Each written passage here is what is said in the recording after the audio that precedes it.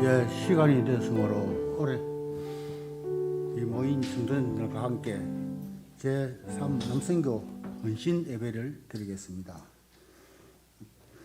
부회장으로 계시는 이양현 집사님 기도 인도하겠습니다. 사랑의 하나님, 하나님의 크신 은혜와 사랑에 감사를 드립니다. 오늘은 제3 남선교회 회원들과 마음과 뜻과 정성을 다하여 헌신 예배를 드립니다. 우리들의 사명이 무엇인지 깨닫게 하여 주시고 때를 얻든지 못 얻든지 복음을 전하며 하나님께서 주신 사명을 잘 감당하며 섬기는 일에 힘쓰는 남선교 회원이 되기를 원합니다. 저희들이 드리는 헌신 예배가 하나님께는 큰 영광을 돌리며 한없는 은혜의 시간이 되게 하여 주시옵소서. 오늘 말씀 전하실 목사님을 보내주셔서 말씀을 듣게 하시니 감사합니다. 목사님 말씀을 전하실 때 성령님 함께 하셔서 말씀의 은혜가 임하게 하시고 저희들은 그 말씀에 순종함으로 풍성한 열매를 누리게 하여 주시옵소서. 아멘. 거룩하신 예수님의 이름으로 기도드립니다. 아멘. 아멘.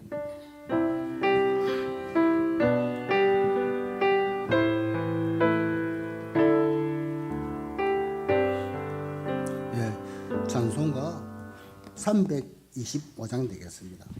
325장입니다.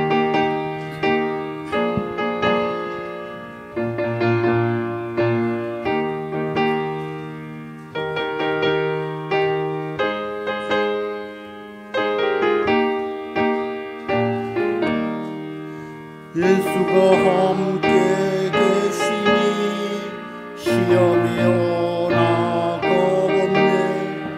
기쁨의 근원 되시는 예수를 위해 삽시다. 날마다 주를 섬기며 언제나 주를 기리고 그 사랑 안에 살면서 딴 길로 가지 맙시다. 이 세상 사는 동안에 주 이름 전파하면서 무한한 복락 주시는 예수를 위해 삽시다. 날마다 주를 섬기며 언제나 주를 기리고 그 사랑 안에 살면서 딴 길로 가지 맙시다. 이 세상 친구 없어도 예수는 나의 친구니 불의한 일을 버리고 예수를 위해 삽시다. 날마다 주를 섬기며 언제나 주를 기리고 그 사랑 안에 살면서 딴 길로 가지 맙시다. 주께서 심판하실 때 잘했다 칭찬하리. 이러한 상 못 받도록 예수를 위해 삽시다.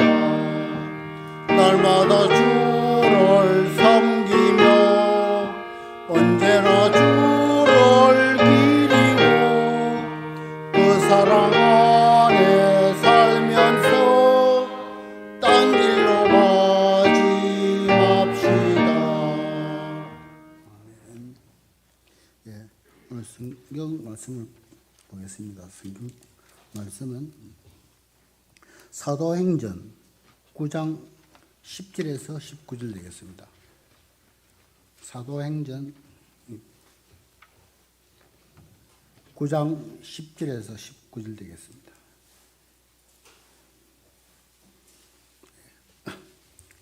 제가 봉독하겠습니다. 그때 다메섹에 아나니아라 하는 제자가 있더니 주께서 환상 중에 불러 이르시되 아나니아야 하시거늘 대답하되 주여 내가 여기 있나이다 하니 주께서 이르시되 일어나 직가라 하는 거리로 가서 유다의 집에 다소 사람 사울이라 하는 사람을 찾으라. 그가 기도하는 중이니라.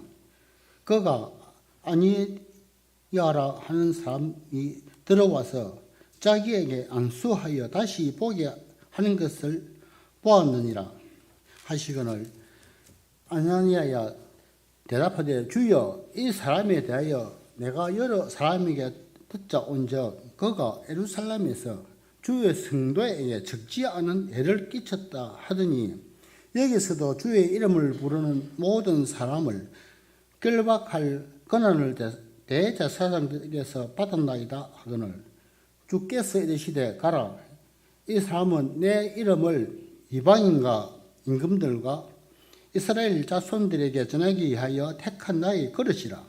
그가 내 이름을 위하여 얼마나 고난을 받아야 할 것을 내가 그에게 보이시라 하시니 아나니아가 떠나 그 집에 들어가서 그에게 안수하여 이르되 형제 사울아 주 곧 내가 오는 길에서 나타나셨던 예수께서 나를 보내어 너로 다시 보게 하시고 성령으로 충만하게 하신다 하니 즉시 사울의 눈에서 비늘 같은 것이 벗겨져 다시 보게 된지라 일어나 세례를 받고 음식을 먹으며 강건하여지더라.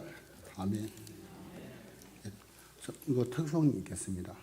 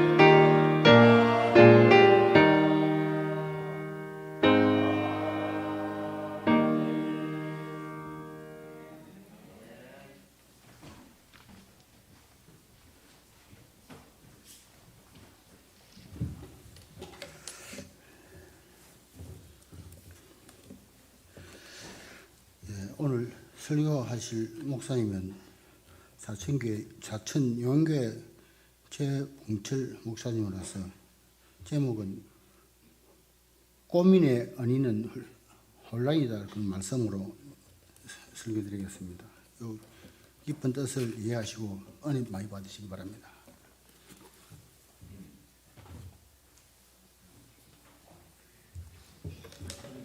할렐루야, 반갑습니다. 마스크 벗어도 됩니까? 네. 우리 교회에서는 아직 안 벗습니다. 그래서 물어봤습니다. 먼저 참 아름다운 통영교회 우리 남선교회 헌신 예배를 통해서 하나님 앞에 함께 귀한 예배 드릴 수 있어서 감사를 드립니다. 기도하겠습니다.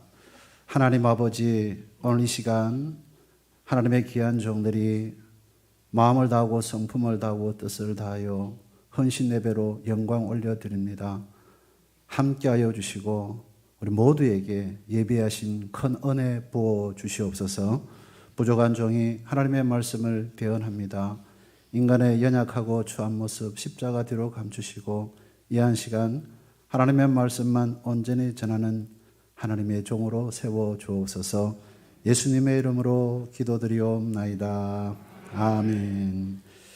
예, 우리 옆에 분들 인사하겠습니다. 잘 되고 있습니다. 더 잘 될 것입니다. 여러분 잘 되시고 가정도 잘 되시고 자녀도 잘 되시고 하나님께서 부어주시는 은혜와 복을 한없이 받아 누리시기를 축복합니다. 오늘 이 읽은 말씀을 통해서 고민의 원인은 혼란이다. 그런 제목으로 오늘 나누고자 하는데요.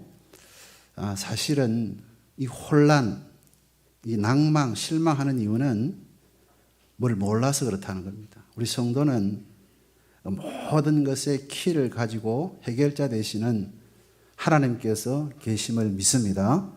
하나님께서 우리 인생 모든 문제의 해결자십니다. 하나님에 대해서 잘 모르면 우리는 고민하고 혼란에 빠질 수가 있다는 겁니다. 오늘 헌신 예배를 드리고 함께 예배드리는 우리 통영교회 모든 교우님들은 하나님에 대해서 확실하시기를 축복합니다. 늘 목사님께서 범사에 감사하라 이 이야기를 자주 합니다.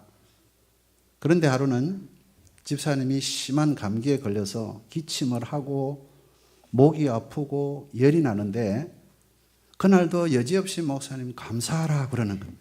범사에 감사하라.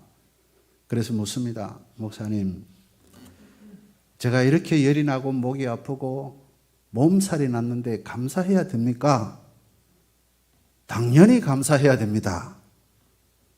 왜 그런가 하면 감기에 먼저 걸리면 코로나에 대한 이 면역력이 강화가 됩니다. 뿐만 아니라 암에게 걸린 사람은 감기 걸리지 않습니다. 암세포가 워낙 강해서 감기 바이러스가 침투하면 잡아먹어버립니다. 그러니까 감기 걸렸다면 암세포가 아직 내 몸속에 없다는 뜻이니까 감사하십시오. 그 얘기를 하더라는 겁니다. 그러니까 어떤 조건, 어떤 상황에서도 감사하는 사람이 하나님께서 인정하시고 기뻐하실 줄로 믿습니다. 오늘 우리 모두 범사에 감사하는 하나님의 뜻을 이루시는 믿음의 종들이 되시기를 축복합니다. 저를 따라 한번 고백해 보실까요? 사랑하면 직진입니다. 사랑하면 직진입니다.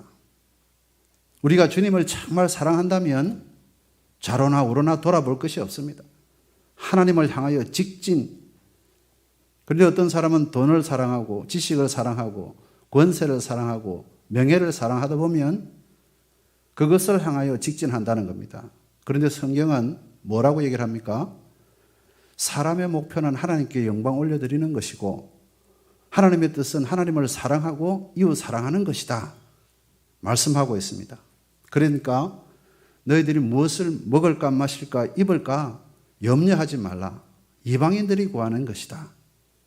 먼저 하나님의 나라와 의를 구하라. 그러면 모든 것을 필요한 모든 것을 더하시리라. 주님께서 약속하셨습니다. 이 말은 하나님을 사랑하고 하나님께 영광 올려드리는 삶을 살면 인생은 하나님이 책임져 주신다. 그 말씀입니다.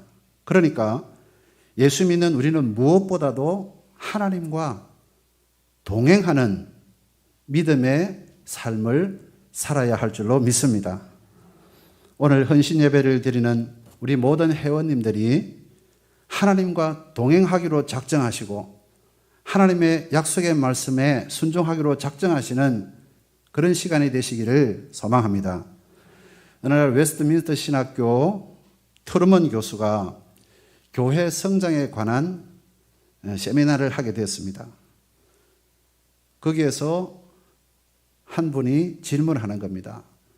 왜 교회에서 점점 젊은이들이 사라져 가는가? 이게 질문입니다. 질문자는 그 이유를 이 젊은이들이 세상의 유혹에 빠지고 교회는 사회와 또 분리감의 무게를 두고서 이 문제를 어떻게 해결해야 됩니까? 물었습니다. 그런데 트루먼 교수는 전혀 다른 대답을 합니다. 젊은이들이 세상의 유혹에 빠지는 것이 아니라는 겁니다. 다른 곳에 원인이 있다. 그리고 계속해서 답을 합니다. 젊은이들이 감소하는 가장 큰 이유는 기존 세대와 부모님들이 주일 성수에 대한 중요성을 가르치지 않아서 그렇다. 가르치는데요. 말로 가르치는 것과 몸으로 가르치는 것은 다르다는 것이 트루먼 교수의 주장입니다. 단순히 주일 성수하라, 예배드리라 말하기 전에 그보다 더 중요한 것이 있다는 겁니다. 삶으로 주일의 소중함, 신앙의 삶의 본을 보여주어야 된다는 겁니다. 어떤 일이 생겼을 때에 주일이다. 그럴 때에 어른이 부모가 먼저 예배가 중하니 예배 드려야 된다. 이런 삶을 살면 따라온다는 겁니다. 그런데 어떤 일이 생겼을 때에 그냥 주일을 빼먹습니다. 말씀을 너무 쉽게 어기고 있지 않나. 우리가 돌아보는 것이 문제지 젊은이들이 세상의 유혹에 빠졌다. 이것 하기 전에 기성세대가 부모들이 어떤 신앙생활을 하고 있는가 이것을 먼저 살펴야 된다는 겁니다. 그런 의미에서 오늘 본문에 나오는 아나니아는 우리의 신앙에 도전을 주는 인물입니다. 본문에 등장하는 아나니아라는 사람은 그리 정보가 많지 않습니다. 우리 10절 말씀을 다시 한번 같이 함께 읽어보겠습니다. 10절 같이 읽겠습니다. 그때 다메섹에 아나니아라 하는 제자가 있더니 주께서 환상 중에 불러 이르시되 아나니아야 하시거늘 대답하되 주여 내가 여기 있나이다 하니 아멘. 아나니아는 다메섹에 있는 주님의 제자입니다. 사도행전에는 이 사람 외에도 아나니아라 하는 사람이 2명이 더 등장하죠. 사도행전 5장에 삽비라의 남편 아나니아, 그리고 나중에 사도 바울이 잡혔을 때에 그를 고소하는 대제사장 이름이 아나니아입니다. 예수님께서 잡혀 있어서 재판을 받을 때 대제사장은 가야바였죠. 그런데 바울 때는 아나니아였다는 겁니다. 이 세 사람의 이름은 같은데 행동은 너무 다릅니다. 5장의 아나니아는 초대교회 리더급이면서 지도자였습니다. 그런데 탐심에 넘어가서 성령을 속이다가 죽습니다. 또 대제사장 아나니아는 자기가 화가 나니까 율법대로 재판하지 않고 바울의 입을 쳐라. 그냥 입을 때리라. 화가 난 대로 행동했습니다. 전혀 영적이지 않는 대제사장이었습니다. 그런데 여기 나오는 이 9장의 아나니아는 주님의 제자입니다. 아나니아라고 하는 그 이름의 뜻은 여호와는 자비하시다 그런 뜻이지 않습니까? 그래서 이름은 같지만 너무 달랐고 주님 보시기에 너무 신실한 제자라는 겁니다. 그래서 22장에서 바울이 예루살렘에서 유대인들 앞에서 강론할 때에 이 아나니아를 언급합니다. 율법에 따라 경건한 사람으로 거기 사는 모든 유대인들에게 칭찬을 듣는 아나니아, 이 아나니아를 그렇게 소개합니다. 그러니까 아나니아는 주님의 제자로서 교회뿐만 아니라 교회 밖에서도 인정받고 예수님 믿지 않는 유대인들에게도 인정받는 인물이다. 그 말입니다. 특별히 다메섹에 살고 있는 유대인 공동체로부터도 인정받는 사람이 아나니아라는 겁니다. 그런데 이 아나니아에게 어느 날 환상 가운데 주님께서 나타나서 아나니아야 부르시는 겁니다. 이때 아나니아는 지체하지 않고 네 주님 제가 여기 있나이다 그렇게 대답합니다. 이게 10절 말씀입니다. 환상 중에 주님이 나타났는데 아나니아가 전혀 놀라지 않습니다. 네 주님 제가 여기 있나이다. 그냥 일상적인 일이 벌어진 것처럼 주님 앞에서 차분히 그냥 대답했습니다. 이걸 통하여서 아나니아가 평소에 얼마나 주님과 깊은 영적인 교제를 하면서 지내왔는지를 잘 보여주는 대목입니다. 주님과 평소 영적인 교제 교통이 없다가 하늘이 열리고 하늘에서 음성이 들리는데 내 사랑하는 아들 누구야? 이렇게 부르면 깜짝 놀랍니다. 그런데 아나니아는 평소 영적으로 늘 주님과 교제하고 민감한 신앙생활을 했기 때문에 그냥 주님의 말씀을 알아듣고 늘 순종하는 삶을 살아왔다는 것을 보게 됩니다. 오늘 헌신 예배를 드리고 함께 예배 드리는 여러분들께서 하나님의 음성을 듣고 싶으십니까? 그러면 하나님과 평소에 늘 함께 동행하시기를 축복합니다. 하나님과 어떻게 동행합니까? 성령의 인도하심을 따라 기도함으로 말씀을 묵상함으로 하나님과 동행할 수가 있다는 겁니다. 그리고 하나님의 뜻을 가까이 늘 실천하면 하나님은 말씀하십니다. 물론 하나님의 음성이 사람의 소리처럼 육성으로 우리 귀에 들려오는 경우는 흔하지 않습니다. 전혀 없는 것은 아니지만 그렇게 흔치 않습니다. 가끔 성경에도 하나님 말씀하셨다. 그런데 하나님께서는 우리의 생각을 아시고 우리의 마음을 아시고 앉고 일어섬을 아시고 머리털까지 세신 바 되시는 줄로 믿습니다. 그러니까 굳이 소리를 통하여서 귀로 들려주시지 않아도 생각으로 마음으로 뇌를 통하여서도 하나님의 뜻을 전달해 주실 수가 있다는 겁니다. 이렇게 아나니아는 하나님의 음성을 듣고 대답합니다. 그런데 그 하나님의 음성이 그렇게 달갑지 않습니다. 그리고 좀 두려운 얘기입니다. 그래서 오늘 본문에 하나님께서 사울이라는 사람이 있다는 겁니다. 아나니아에게 환상을 들려주면서 사울이라는 사람이 있다. 그가 다메섹에 있는 그리스도인들을 잡으려고 온다는 겁니다. 그런데 좀 있다가 사울에게 무슨 일이 일어날 테니 너가 데려다가 기도하고 치유를 해주라는 겁니다. 그리고 세례 주고 음식을 먹이라는 겁니다. 이렇게 주님과 아나니아가 대화를 하고 있는 동안에 사울은 뭘 하고 있습니까? 사울은 예루살렘에서 200km나 떨어져 있는 이 다메섹으로 예수 믿는 사람, 기독교인을 잡기 위해서 출동 준비를 하고 지금 달려오고 있습니다. 200km라 그러면 시속 100km를 달리는 자동차를 타고 2시간이면 옵니다. 그런데 당시는 자동차가 없죠. 걸어서 200km는 7일, 8일 정도 걸립니다. 이렇게 사울이 7, 8일 정도 걸리는 그 거리를 재빠른 걸음으로 달려오고 있습니다. 왜요? 이유는 하나입니다. 예수 믿는 사람 잡아 옥에 넣으려고. 그러면 이유가 있겠죠. 사울 입장에서는 왜 예수 믿는 사람을 잡아서 때리고 핍박하고 감옥에 집어넣는가? 사울이 어떤 신분인지 우리가 알아야 된다는 겁니다. 예수님 만나기 전에 어떤 생각을 하고 있고 어떤 신분이었는지를 알아야 됩니다. 사울은 바리새인이죠. 바리새인은 구약의 그 율법에 정통한 사람입니다. 어릴 때부터 율법, 하나님의 그 말씀을 구약을 얼마나 공부했는지 모릅니다. 그리고 또한 저들은 율법을 통하여 구원이 있습니다.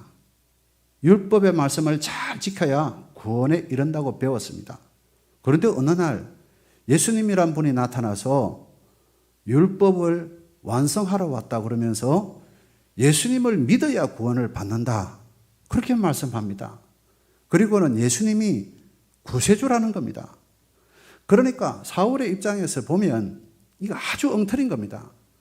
율법을 지켜야 구원을 받는데 예수님을 믿어야 구원을 받는다고 하니까 얼마나 마음이 거북스럽습니까? 그리고 또 하나, 저들은 메시아가 이 땅에 임하실 때에 영광스러운 모습으로 왕의 모습으로 온다고 생각했습니다.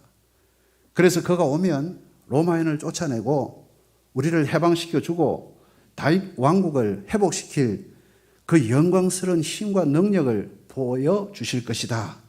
굳게 믿고 있었습니다. 그런데 예수님이 어떻게 오셨습니까?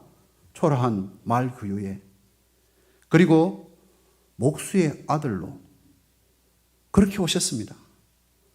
그리고 구약을 잘 아는 사울이 구약 성경 신명기 21장을 보니까 나무에 달린 사람은 하나님께 저주받은 자라, 그런 기록을 그가 보았습니다.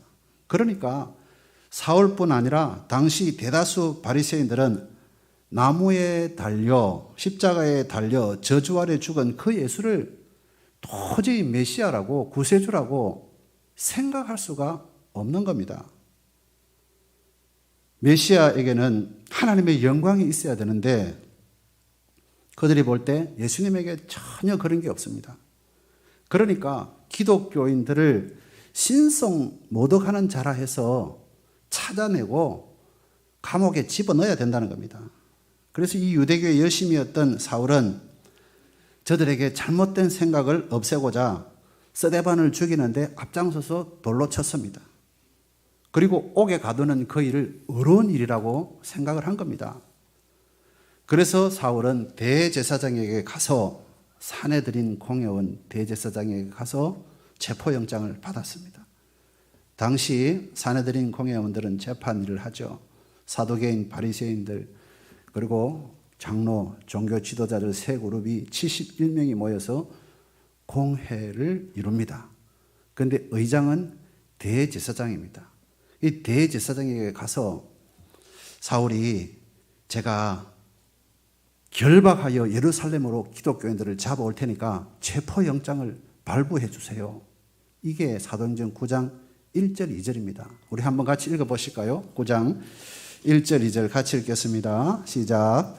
사울이 주의 제자들에 대하여 여전히 위협과 살기가 등등하여 대제사장에게 가서 다메섹 여러 회당에 가져갈 공문을 청하니 이는 만일 그 도를 따르는 사람을 만나면 남녀를 막론하고 결박하여 예루살렘으로 잡아오려 함이라. 아멘.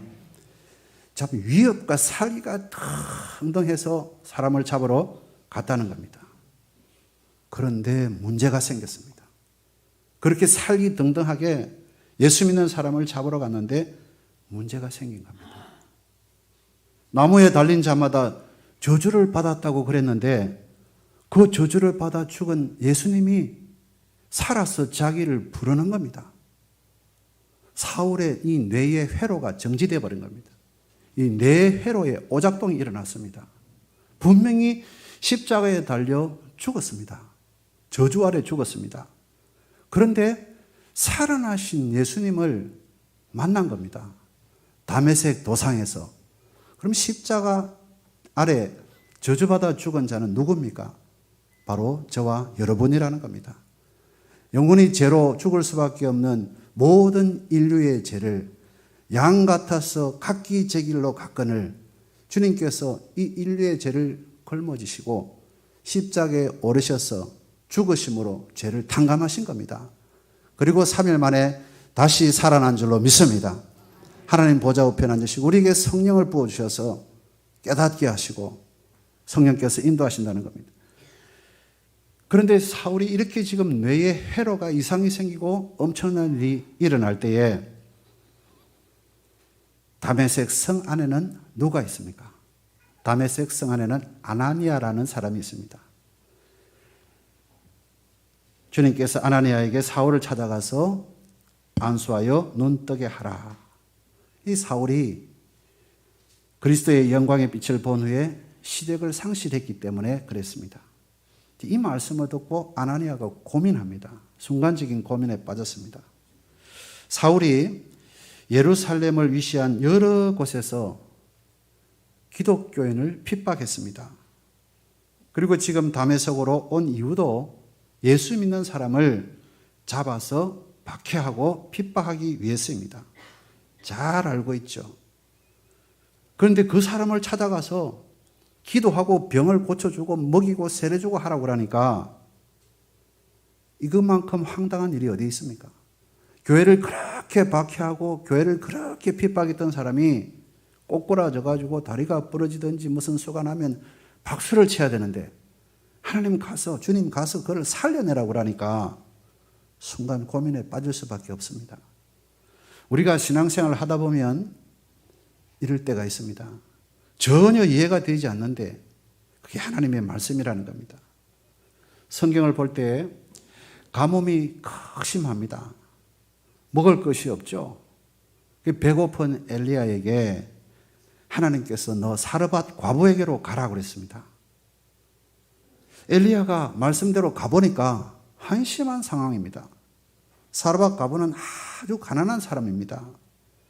밀가루 겨우 한 주먹 있는데 이것으로 빵을 만들어서 아들 하나, 나 하나 먹고 죽을 수밖에 없는 처진 거죠. 이왕이면 하나님 부자에게 좀 보내시지. 이 가뭄에 먹을 것 없는데 왜 가난한 사르밧 과부에게 보냈습니까? 이런 생각이 들 수 있습니다. 그런데 저를 따라 한번 고백해 보실까요? 하나님은 합력하여 선을 이루십니다. 아멘. 하나님께서는 합력하여 선을 이루시고 우리가 보지 못하는 모든 계획을 다 진행하고 계신 분입니다. 아나니아가 이렇게 하나님의 명령을 받고 주저하고 고민하고 있을 때에 하나님 말씀합니다. 15절, 16절을 한번 같이 읽어보시겠습니다. 15절, 16절. 주께서 이르시되 가라. 이 사람은 내 이름을 이방인과 임금들과 이스라엘 자손들에게 전하기 위하여 택한 나의 그릇이라. 그가 내 이름을 위하여 얼마나 고난을 받아야 할 것을 내가 그에게 보이리라 하시니. 아멘. 이 말에 순종해서 아나니아는 직가에 있는 사울을 찾아가서 말씀대로 진행합니다. 그렇게 핍박하고 예수 믿는 사람을 죽이는데 앞장섰던 그가 하나님께서 택한 그릇이더라는 겁니다.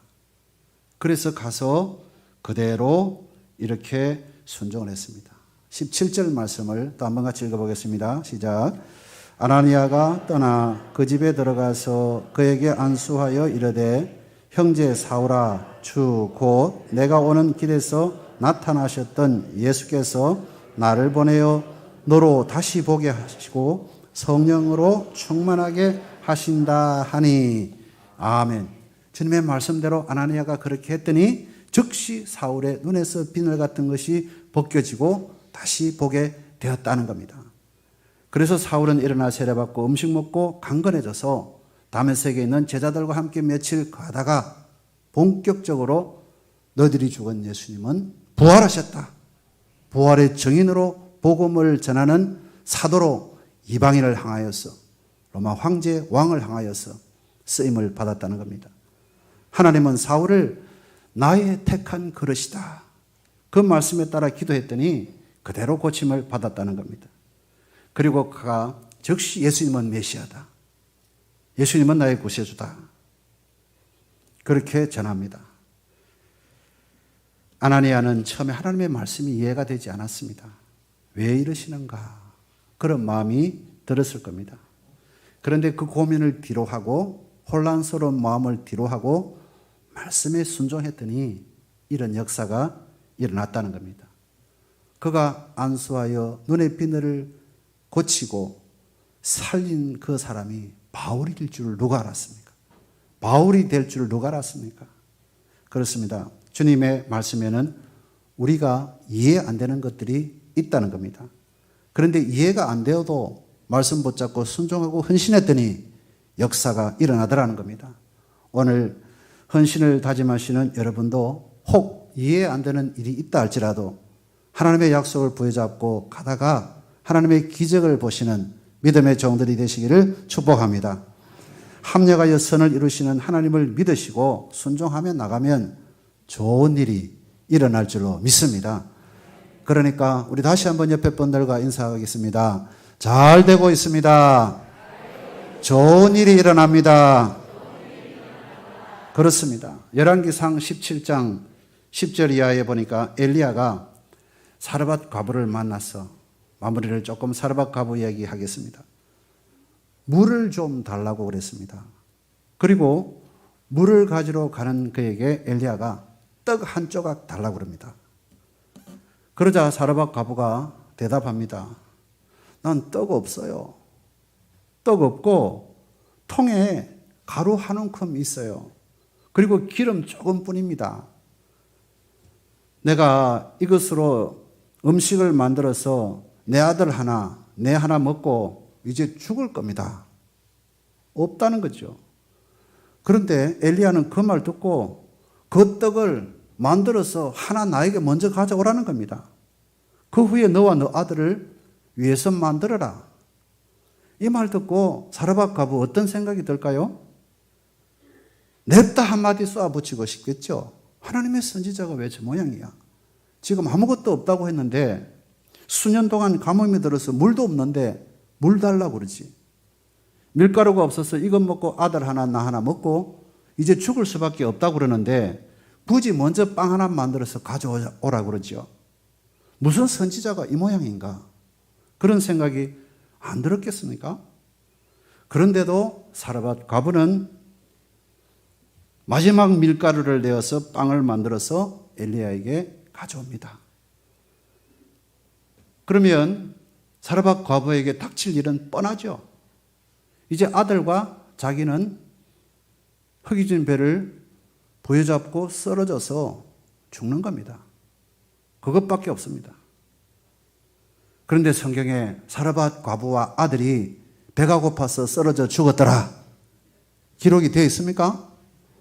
그렇게 안 돼 있어요. 분명히 죽어야 되는데 우리 생각으로. 선지자가 떡 달라고 그래 떡 주고 물 달라고 물 주고 자기가 없는데. 그런데 뭐라고 얘기하면 열왕기상 17장에 보시면 가뭄이 그치고 여호와가 비를 지면에 내리는 날까지 그 통에 가루가 떨어지지 아니하고 그 병에 기름이 없어지지 아니하리라. 할렐루야. 하나님께서 역사를 일으키십니다. 그래서 듣고 엘리야가 그대로 말했더니 그와 엘리야와 식구가 여러 날 먹고 또 여호와께서 엘리야를 통하여 하신 말같이 통에 가루가 떨어지지 아니하고 병에 기름이 없어지지 아니하더라. 성경은 기록하고 있습니다. 말도 안 되는 말씀인데 순종했더니 기적이 일어났습니다. 말도 안 되는 말씀인데 순종했더니 가족이 살아났습니다.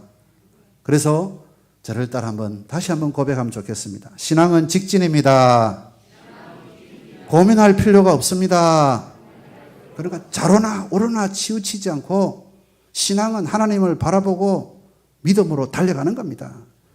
오늘 헌신을 다짐하시는 여러분, 이러저러 어려움이 있습니까? 고민할 필요가 없습니다.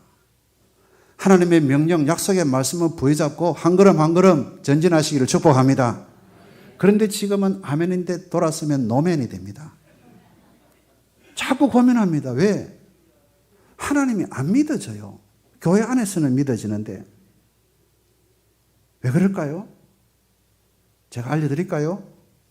믿음이 없어서입니다. 그게 증거입니다. 믿음의 사람의 특징은 하나님의 명령에 고민이 없습니다.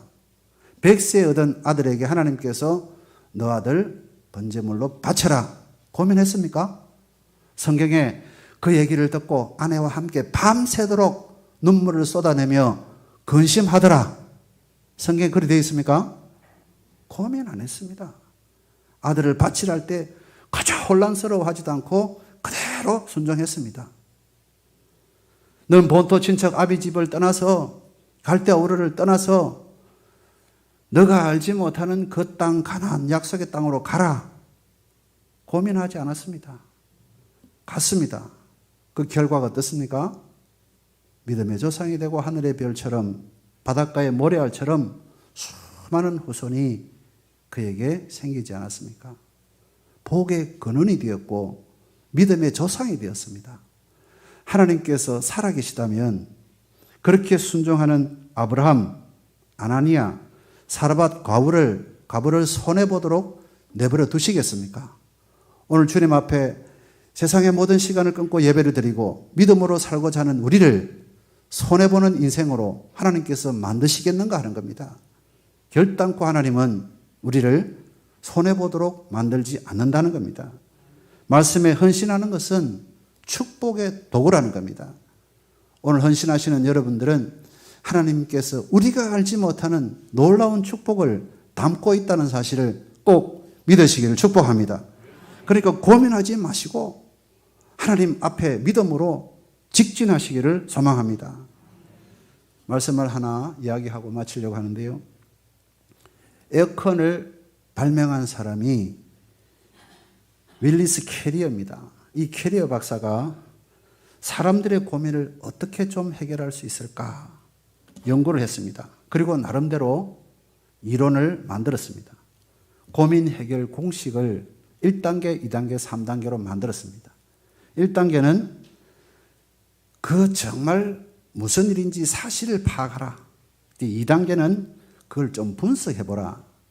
3단계는 그러면 이제 결정하고 실행을 하라. 이게 그가 고민 해결 공식으로 만들었다는 겁니다. 사람들은 보니까 정해진 답을 놓고 불필요한 근심과 걱정을 너무 많이 하더라는 겁니다. 분석을 하고 파악을 하고 결정하고 실행하면 다 되는데 웬만한 일은 그건 괜히 이 답도 정해졌는데 불필요한 근심을 하더라는 겁니다. 그래서 쓸데없는 고민을 많이 하는 미국의 사업가 허버트 훅스를 찾아가서 이 이야기를 한 겁니다. 그러니까 그걸 듣고 적극적으로 이 허버트가 공식을 적용해서 자기의 삶에 대비를 해본 겁니다.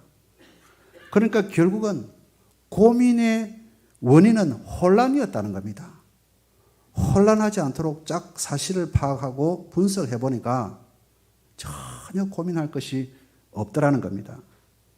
여러분, 우리가 물이 가스레인지를 켰더니 갑자기 퍽 끓더라.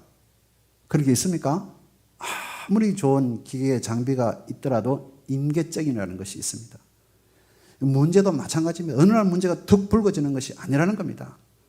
그 문제가 서서히 그렇게 어떤 임계점에 도달했을 때 툭 불거진다는 겁니다.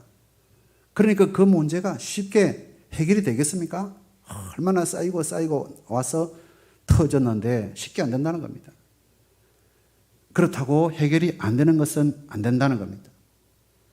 쌓인데도 오래 걸리듯이 해결도 기다리고 인내하다 보면 해결이 된다는 겁니다.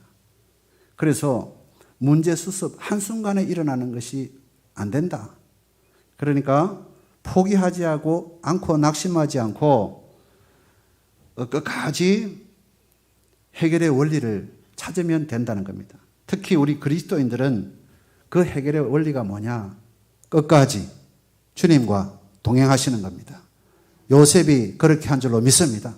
요셉의 걸음은 첩첩산중이었습니다. 그런데 끝까지 하나님과 동행했더니 결국은 하나님께서 다 열쇠를 열어서 문제를 다 해결해 주시지 않았습니까? 그래서 고민하지 말고 하나님의 약속을 붙잡고 믿음으로 달려가시를 축복합니다. 하나님의 말씀은 살았고 운동력이 있어 혼과 영과 관절과 골수를 찔러 쪼개며 우리를 변화시키고 잘못된 뇌회로를 정지시키고 새 역사를 일으키는 분이신 줄로 믿습니다. 아나니아 보십시오. 말씀을 듣고 순간 고민했지만 그래도 순종하였더니 기적을, 역사를 만들어냅니다. 하나님의 말씀은 살았습니다. 고민의 원인은 하나님의 말씀이 살아있는지 혼란스러우니까 고민한다는 겁니다. 말씀이 혼란스러우면 우리의 삶은 고민이 될 수밖에 없다는 겁니다. 고민하지 마시고 약속의 말씀 붙잡고 승리하시는 모두가 되시기를 축복합니다. 기도하겠습니다. 하나님 아버지, 오늘 헌신을 다짐하는 귀한 믿음의 종들에게 약속의 말씀을 주시고 그 약속의 말씀을 부여잡고 더 이상 혼란스러워하지 않고 고민하지 않고 하나님의 기쁨이 되는 거룩한 종들 되게 하여 주시옵소서. 예수님의 이름으로 기도드리옵나이다. 아멘.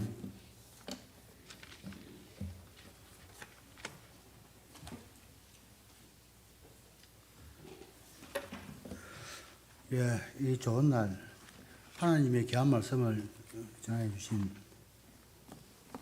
제봉철 목사님에게 우리 감사의 박수를 한번 하겠습니다. 예, 본 찬송은 321자입니다. 찬송 끝나고 유정윤 총무님께서 봉헌기도 드리겠습니다.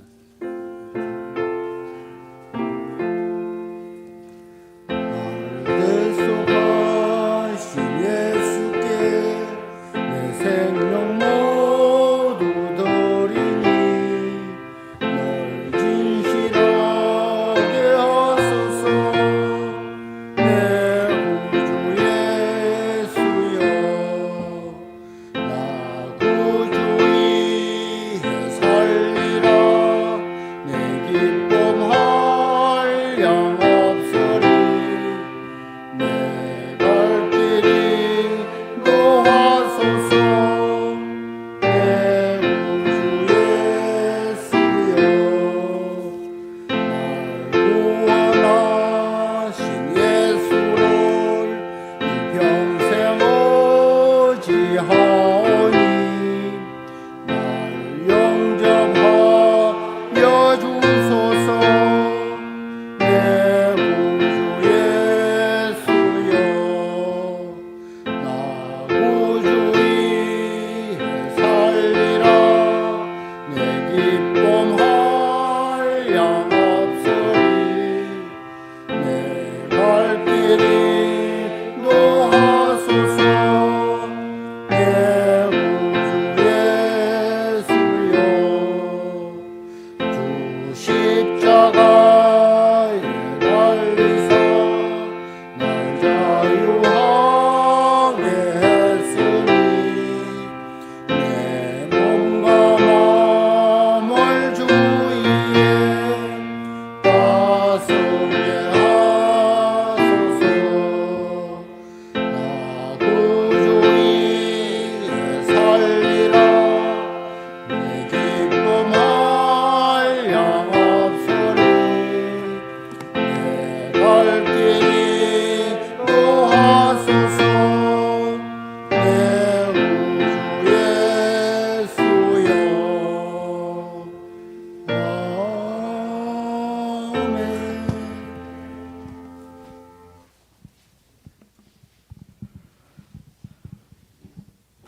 하나님 아버지, 오늘 우리 삼남 헌신 예배에 하나님 은혜 안에서 드리게 해주셔서 전심으로 감사드리겠습니다. 이렇게 오늘 오후 우리 빠짐없이 삼남 헌신 예배 참여하신 모든 분들께 주님의 큰 영광과 그다음에 근심 없고 고민 없는 그런 우리 성도들이 여러분께 될 수 있게끔 인도하여 주시옵소서. 그리고 작은아마 주님께 이렇게 봉헌 감사 헌금을 주님께 바칩니다. 언제 어디서나 잘 사용하고 인도하시고 충만한 은혜 가운데 살아가게 하소서. 우리 오늘도 말씀 전하신 목사님께 정말 큰 은혜 받아 성령 충만하게 하시고 남은 순서 집으로 돌아갈 때까지 주님과 함께 동행하게 인도하여 주십시오. 주님께서 모든 걸 바치고 기도로 감사하는 마음으로 드리며 이 모든 말씀을 예수님 이름으로 기도드리겠습니다. 아멘. 우리 담임 목사님 나오셔서 강구하시고 제공철 목사님 축도로 제3남 선교 은신예배를 마치겠습니다. 감사합니다.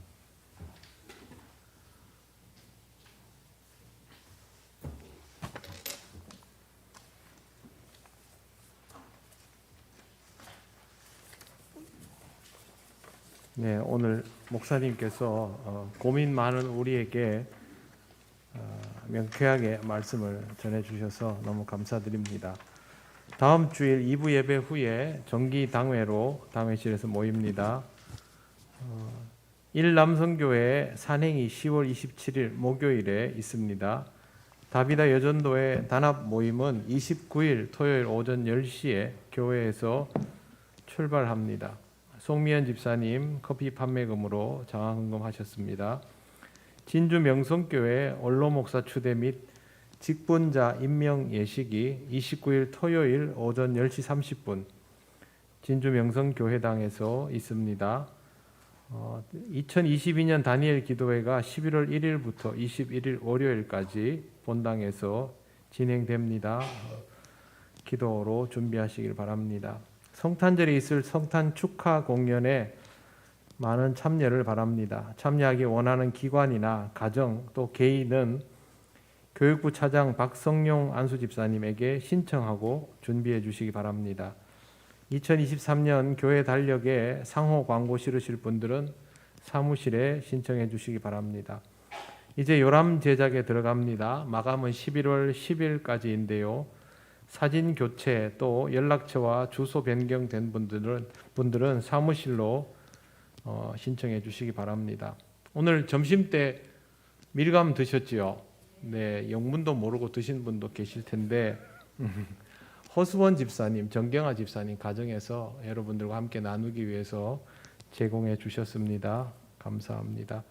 이제 최봉철 목사님 나오셔서 축도해 주시겠습니다.